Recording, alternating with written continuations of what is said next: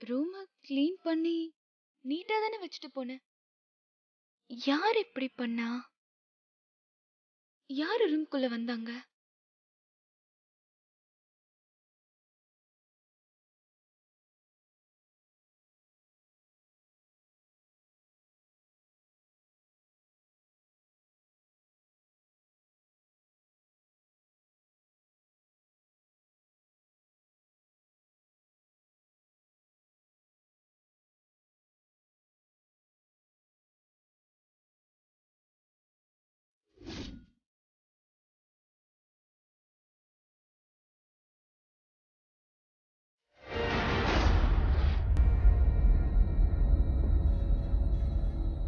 Back இங்கேயா வச்சோம்? இல்லையே. இது எப்படி இங்க வந்துச்சு?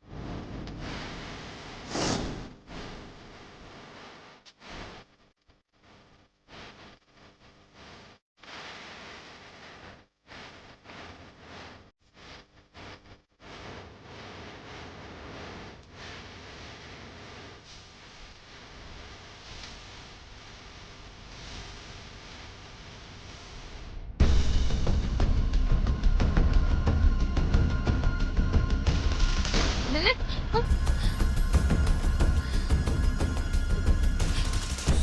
ஏ ரூம்ல என்ன பண்ற? அது அது வந்து ஆ என்னோட மொபைல் சார்ஜர் ஒர்க் ஆகல. அதான் உங்களோட சார்ஜரை எடுத்துட்டு போலான்னு வந்தேன். எடுத்துட்டு போலான்னு வந்தியா? இல்ல திருடிட்டு போலான்னு வந்தியா?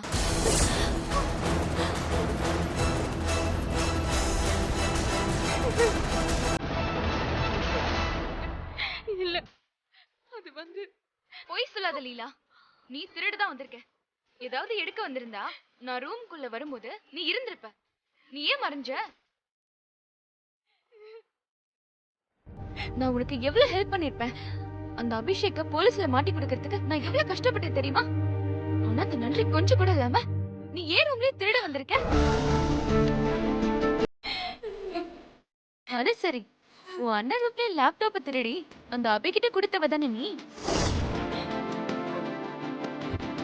நீ ஏன் ரூம்ல திருட வந்ததுல எந்த ஆச்சரியமும் இல்ல. வைத்தியம் கலவமா மாட்டிக்கிட்டேன். இதுக்கப்புறம் அழுது என்ன பிரயோஜனம்? நீ என்ன திருட வந்த சொல்லு. நீங்க என்ன வேணாலும் சொல்லுங்க, ஆனா திருடின்னு மட்டும் சொல்லாதீங்க. எனக்கு ரொம்ப கில்ட்டியா இருக்கு. சரி, எதுக்காக நீ ஏன் ரூம்குள்ள வந்த அத முதல்ல சொல்லு. அந்த அன்னோன் நம்பர் திரும்பவும் கால் பண்ணான். உங்க ரூம்ல இருந்து லேப்டாப் எடுத்து கொண்டு வந்து தர சொன்னான். அப்படி இல்லைன்னா என்னோட போட்டோவை நெட்ல போட்டுருவேன்னு மிரட்டுறான்.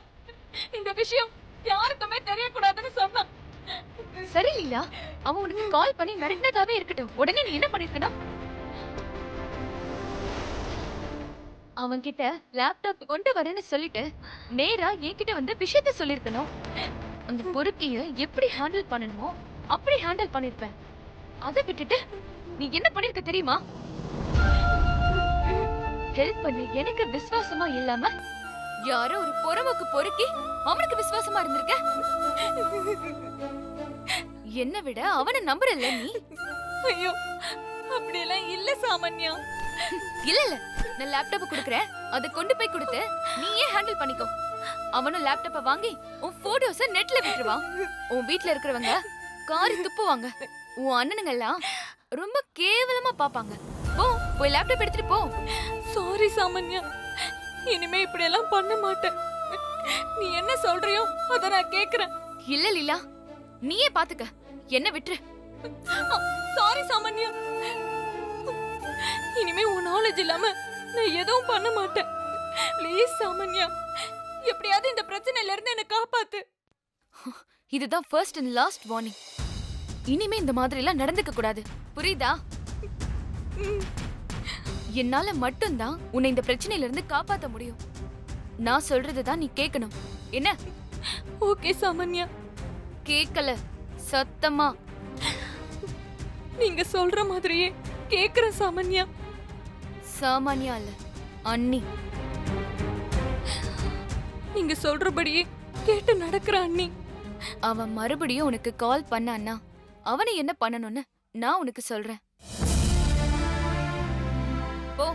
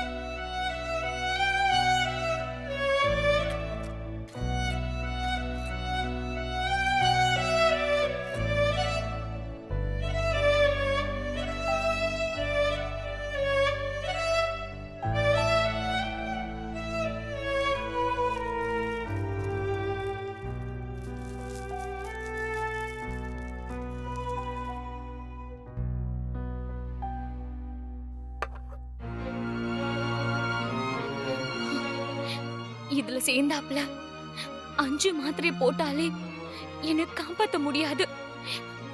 மொத்த மாத்திரையும் போட்டுட்டு நான் சாகுறேன்.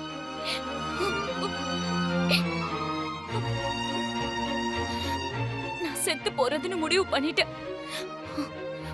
அதுக்காக அந்த குடும்பத்தை சும்மா விட்டுற முடியுமா? நான் செத்து போயிட்டா அவங்க ஜாலியா இருப்பாங்க. விடக்கூடாது. என்னோட சாவ என்னோட மொபைல்ல ரெக்கார்ட் பண்ணி மரண வாக்குமூலம் கொடுத்துறேன். அதுக்கப்புறம் அந்த குடும்பம் எப்படி நிம்மதியா இருக்காங்கன்னு பாக்குறேன்.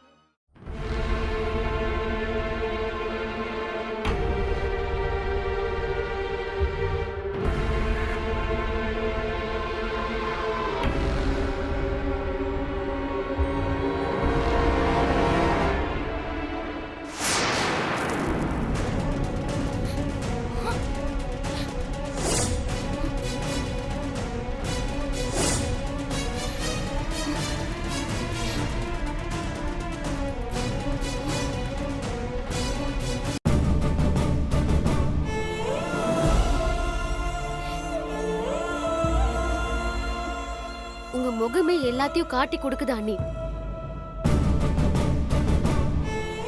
எதுக்கு அண்ணி இந்த மாதிரி ஒரு முடிவு? என்னால முடியல சாம். என்ன முடியல? இவங்களுக்கு மத்தியில என்னால வாழ முடியல. என்ன அண்ணி பேசுறீங்க? சின்ன சின்ன விஷயத்துக்கு இவ்ளோ பெரிய முடிவு எடுப்பீங்களா? எது சின்ன விஷயம்? எவ்வளவு ஆசைப்பட்டு போராடி கல்யாணம் பண்ணிட்டு போயிருப்பேன். ஆனா அங்க எனக்கு வாழ்க்கை நரகமா தான் இருந்துச்சு. ஒவ்வொரு நாளும் செத்து செத்து பொழைச்சேன். என்ன லவ் பண்ண சீனிவாசன் என்ன புரிஞ்சுக்கல. அவரோட அம்மா அப்பாவும் என்ன புரிஞ்சுக்கல.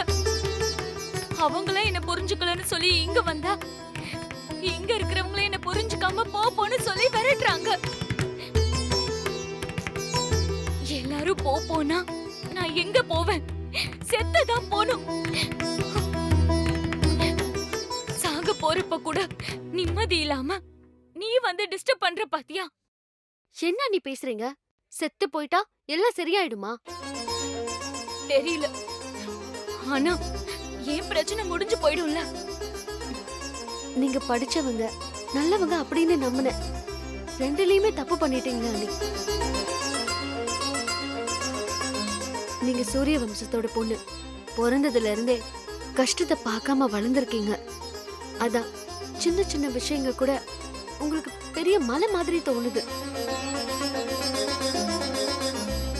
உங்களை விட உலகத்துல எவ்வளவு பேர் எவ்வளவு கஷ்டங்கள் பட்டுட்டு இருக்காங்கன்னு தெரியுமா?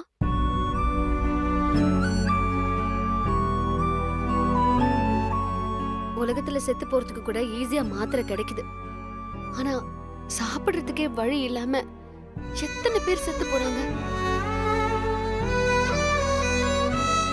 நம்ம உயிரை எடுத்துட்டு போறதுக்கு நமக்கே எந்த ரைட்ஸும் இல்ல. அதுக்கே ரைட்ஸ் இல்லனா நீங்க ஒரு கொலை பண்ண பாத்திருக்கீங்க.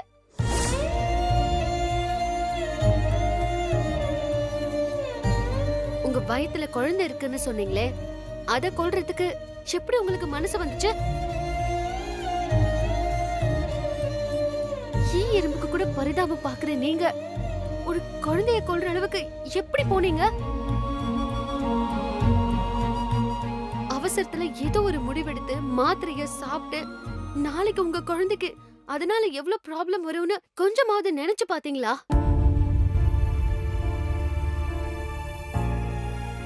எந்த ஒரு பொண்ணும் நல்ல தங்கச்சியா, நல்ல வைஃபா, நல்ல மருமகளா இருப்பாளான்னு தெரியாது.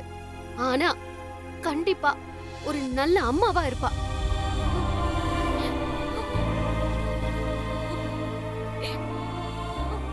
ஒரு அம்மாவா உங்க குழந்தைய கொல்றதுக்கு உங்களுக்கு எப்படி மனசு வந்துச்சு? நான் சாகணும்னு முடிவெடுத்ததே இதனாலதான் சம்பந்தா.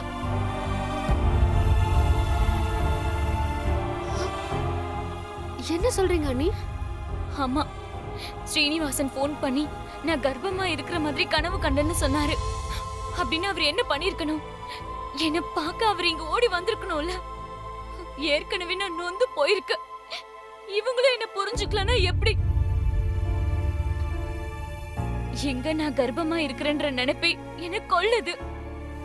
அது உண்மைங்கிற மாதிரி அவர் போன் பண்ணி பேசினதும் எனக்கு எரிச்சல் தான் வந்துச்சு. இவங்க கிட்ட நான் பட்ட கஷ்டம் போதும். என் குழந்தையும் அந்த கஷ்டத்தை பட வேணாம். அதனாலதான் இப்படி ஒரு கேவலமான முடிவெடுத்தீங்களா? தப்பா அண்ணி. எவ்ளோ போராட்டம் வந்தாலும் இந்த குழந்தைய வளர்த்து ஆளாக்கி பெரியவன் ஆக்குவேன்னு சொல்லிருந்தீங்கன்னா உங்க மேல எனக்கு பெரிய மரியாதையே வந்திருக்கும்.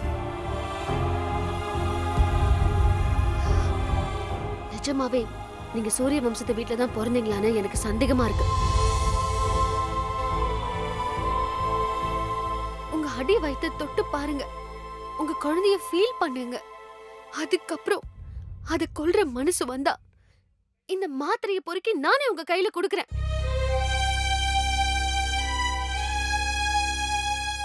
நீங்களும் உங்க குழந்தையும் எப்படி எல்லாம் வாழ போறோங்கிறத பத்தி யோசிக்காம எப்படி என்ன முடிவு எடுத்தீங்க? சாகணுங்கிற எண்ணம் ஒரு நிமிஷத்தோட சரியா போகும்னு சொல்லுவாங்க. இப்பவும் உங்களுக்கு அந்த நினைப்பு இருக்கா? இல்ல, நான் வாழணும், உயிரோட இருக்கணும், என் குழந்தையோட சந்தோஷமா இருக்கணும்.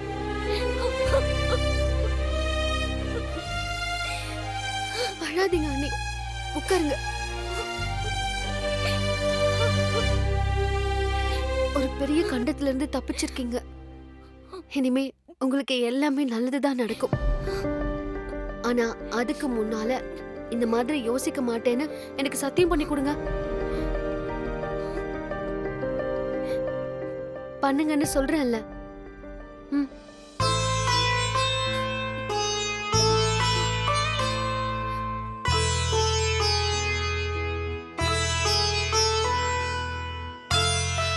என் சமத்து அண்ணி.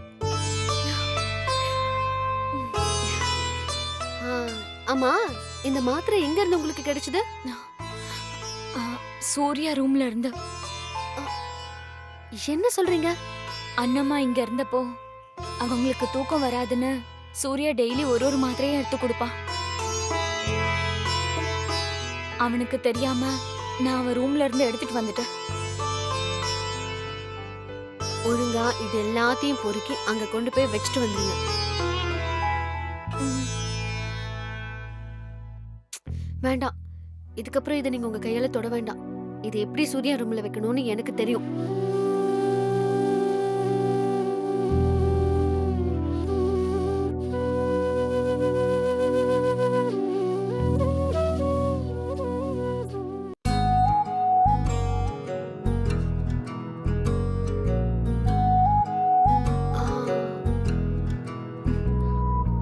பிளாக் காஃபி இல்ல.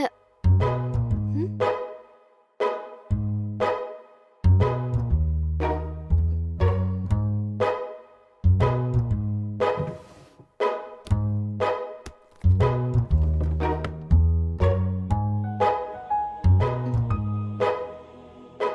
எங்க போனா இந்த பிளாக் காஃபி? டோரை ஓபன்ல வச்சுட்டு யூஸ்லெஸ்.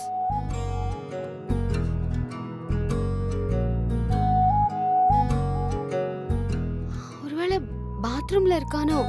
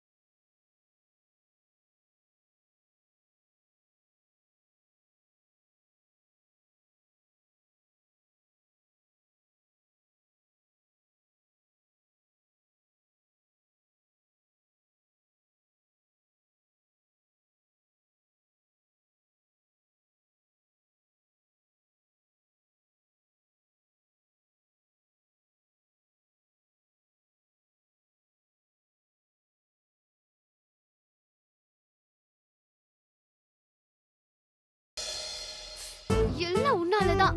பாரு, என் Dress எல்லாம் நனைஞ்சிருச்சு. உன்னை யாரு டோர் லாக் பண்ணாம குளிக்க சொன்னது? Hello hello madam, border cross பண்ணது நான் இல்ல, நீங்க தான். என் கூட பேச மாட்டீங்க, சண்டை போடுவீங்க. ஆனா நான் என்ன பண்றேன்னு ஏறும் குளிய வந்து வேவு பாப்பீங்க. ஏன்னு கேட்டா என்கிட்டயே சண்டைக்கு வருவீங்க. நல்ல கதையா இருக்கே. அ- அது அது நான் வேற ஒரு விஷயமா வந்தேன். அதெல்லாம் உனக்கு எதுக்கு? நீ ஏன் டோர் லாக் பண்ணாம வச்சிருந்த? இது ஏன் ரூம், நான் எப்படி வேணா வச்சுப்பேன். இப்ப நான் எப்படி போறதா? டவல் தரேன், தலைய துவைச்சிட்டு போ.